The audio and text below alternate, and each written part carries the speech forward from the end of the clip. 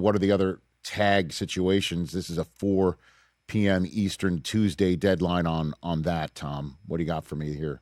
Well, let's start with the Jets and Breece Hall, and their GM Darren Muji said at the Combine that if they can't get a deal done with Breece, then they are planning to tag him.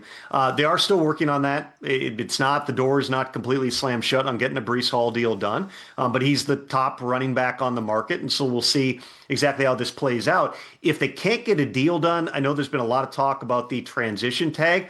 I wouldn't be surprised if it's the franchise tag instead. You're talking about only a $3 million difference from 11 to 14.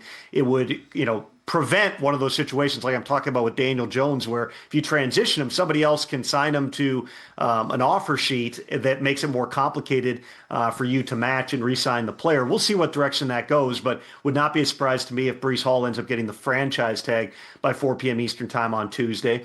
Trey Hendrickson in Cincinnati is another really fascinating one because he would be the top defensive end if he hits the market. It has always seemed logical that he is going to hit the market, but the Bengals have refused to rule out the possibility of using the franchise tag on him, possibly setting up a tag and trade situation, because the moment that Trey would get tagged, I would imagine, based upon what's happened the last 2 years, that he's going to go through the roof. He doesn't want to be staying in Cincinnati. He doesn't want to have his movement restricted. Again, we'll find out. There's been nothing clearly communicated on that front to this point.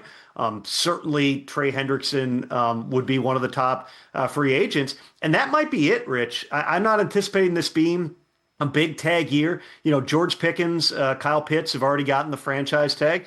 The Colts are going to use it, whether it's on Daniel Jones or potentially on Alec Pierce. The Jets, again, barring a deal, to intend to use one on Breece, and maybe the Bengals. That's 4 or 5 tags in a league where, it's not uncommon for us to have 8 to 10 of those. I think that speaks in part to the realities of the tags, that at some positions are just completely prohibitive. I mean, there's some good linebackers that are going to hit free agency this year, whether that's, Quay Walker, Devin Lloyd, but a $27 million tag number is just not realistic. Yeah. Nobody's going to do that. And there's also some other players that are going to hit free agency that I believe are going to have, really strong markets. It's a pretty short list, but, take a John Franklin Myers, not a household name, never been to the Pro Bowl, but position scarcity drives a lot of this. There are virtually no true defensive linemen, interior players, defensive tackles that are going to hit free agency. I've seen people projecting John Franklin Myers getting, 10 to 12 million.